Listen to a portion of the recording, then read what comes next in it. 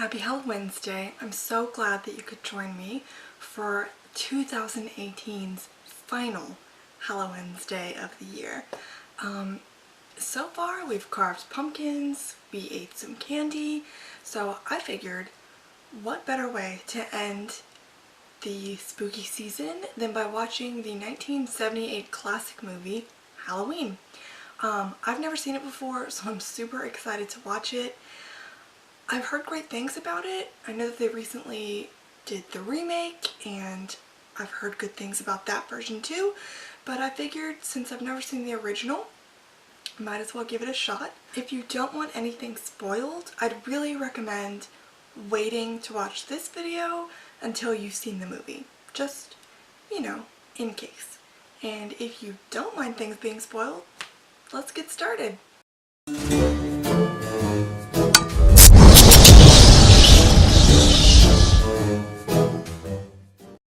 John Carpenter's Halloween.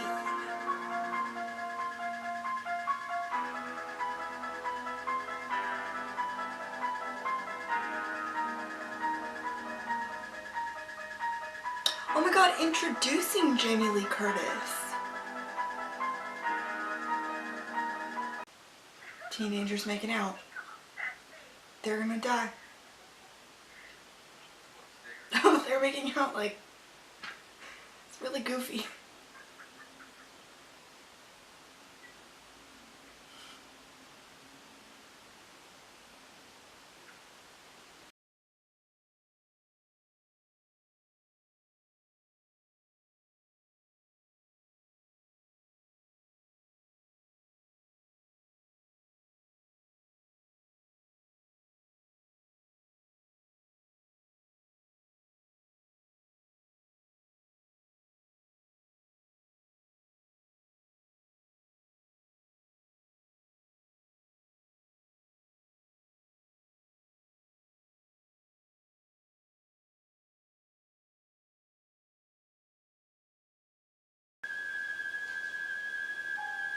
They left their back door open?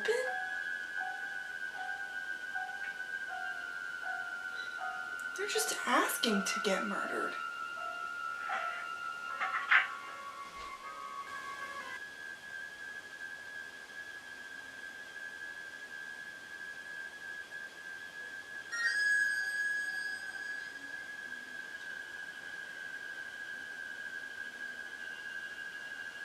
How does nobody notice that someone's walking around behind them?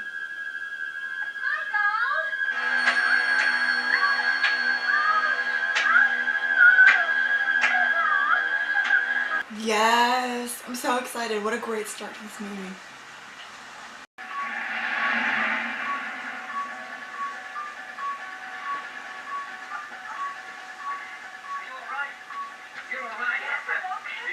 He's gone from here. The evil is gone. The evil is gone. So who cares? I always forget my chemistry book and my math book and my English book and my, my French book and, well, who needs books anyway? I don't need books. I always forget all my books. It doesn't really matter if you have your books or not. Hey, isn't that Devon Graham? I don't think so. I think it's cute.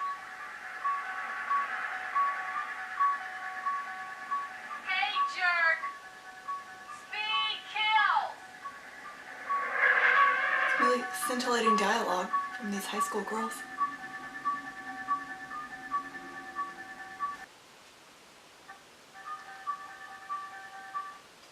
So we just got the first glimpse of Michael in his mask and he's terrifying.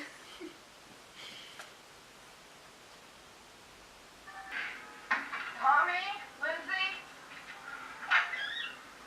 Babies? Laura's the best babysitter in the world, honestly. I'm gonna take a little walk. Look at the boogeyman. I'm scared. There's nothing to be scared of. Are you sure? How? Killed it. You can't kill the boogeyman. Jesus! Get in there, come on, Tommy. Now lock the door.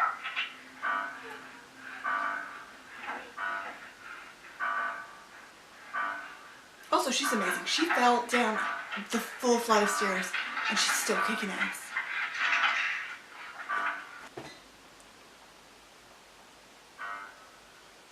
Are you serious?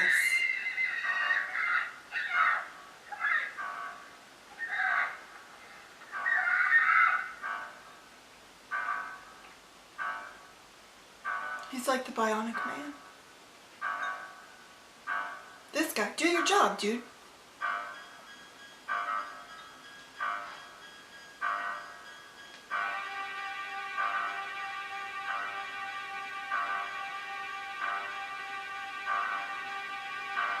Lori. Ooh, Lori.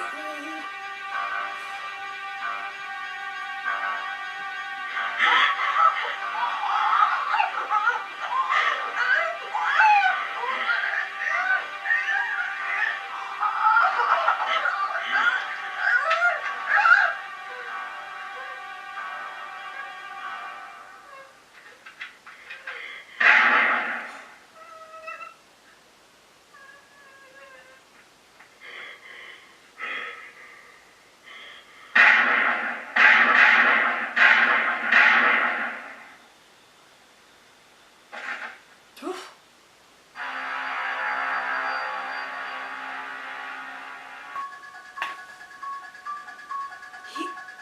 He's gone.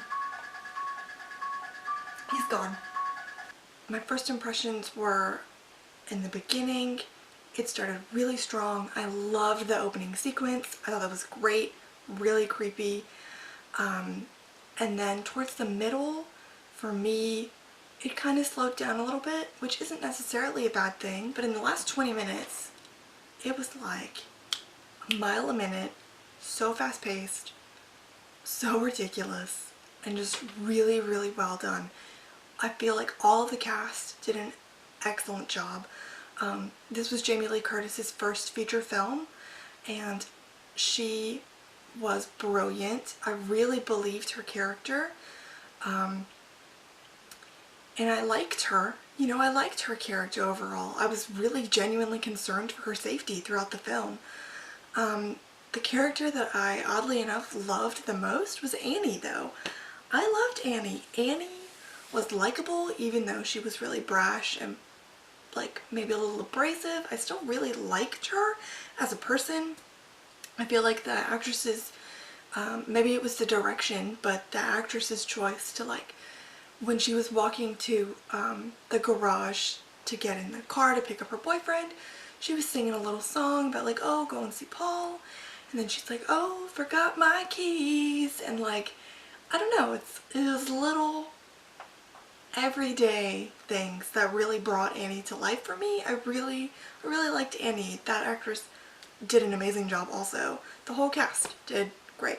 And I feel like they really brought this film to life. Visually, the movie was amazing. I researched it a little bit after I watched the movie, and by layman's terms, you know, they had a decent amount of money to make this movie, but by movie standards, it was like nothing. So they used the lighting that they had, and I think it was excellent, really creepy, very realistic, which helped it be a little more creepy. There were so many parts to the film that were subtle and really well done. Like, I really liked that you kind of got glimpses of the killer throughout the movie.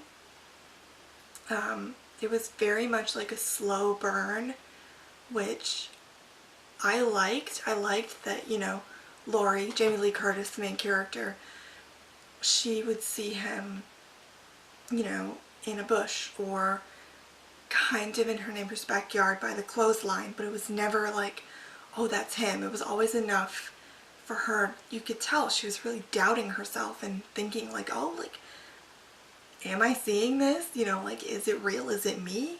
Am I imagining things?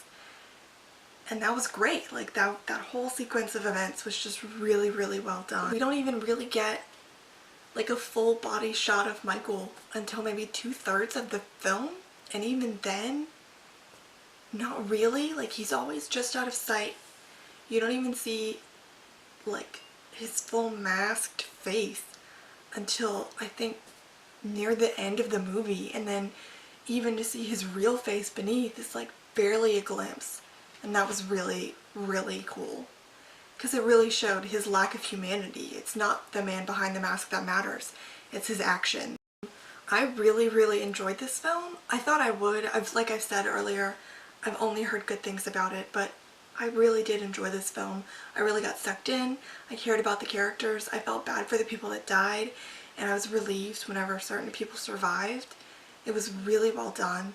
The whole thing was steeped in realism, like everyday towns, low budget lighting, friends hanging out, normalcy. I feel like the normalcy of this film is what made it so scary, because these things, I mean, they really can happen. Maybe not to this extent, you know, but I feel like the subtlety of a lot of it really is what carried the film and made it so compelling. I've got some fun facts for you guys if you're interested. There were originally 2 possible masks that would be used for Michael Myers. The first was a clown mask, and the crew saw it and was like, yeah, that's okay, it's pretty creepy. And then they found a Captain T. Kirk mask, like Star Trek mask, for like $1, and they painted it white, ripped the sideburns off, put it on, and all of the cast and crew were like, that's it, the emotionless expression, that's what's really going to sell this film.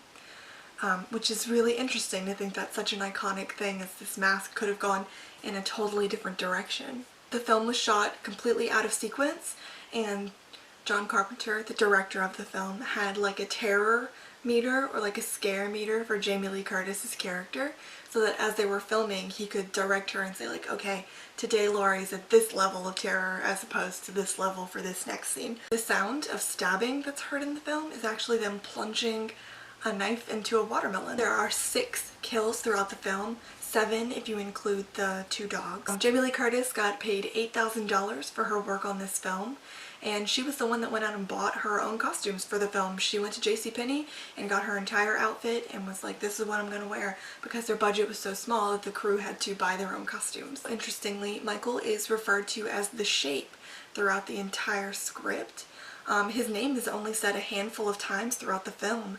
Mostly he's just called the Boogeyman. Our last fact is that 7 different people played Michael Myers throughout this film.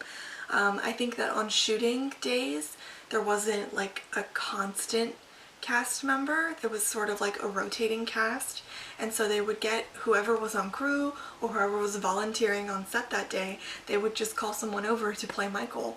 Happy Halloween! I just want to say thank you so much to everyone who took the time to watch today's HalloWednesday episode and all of the other episodes this season.